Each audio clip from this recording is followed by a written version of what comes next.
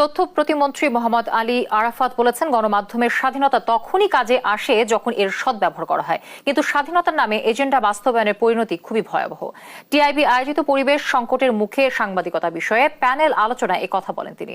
অনুষ্ঠানে টিআইবির নির্বাহী পরিচালক জানান, ভূমিদস্যুতা, দখল, উন্নয়ন ও নগরায়নের নামে প্রভাবশালীদের দ্বারা পরিবেশ ও জলবায়ুর বেশি ক্ষতি হচ্ছে।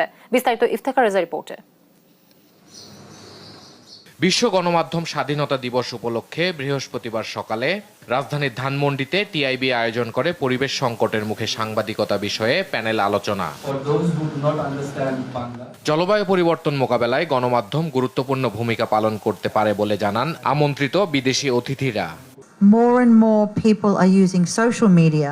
জনগণের সঠিক এবং গ্রহণযোগ্য তথ্য জানার যে অধিকার রয়েছে সেটি নিশ্চিত করতে হবে, বৈজ্ঞানিক তথ্য নিশ্চিত করতে হবে। Look at newspaper articles today.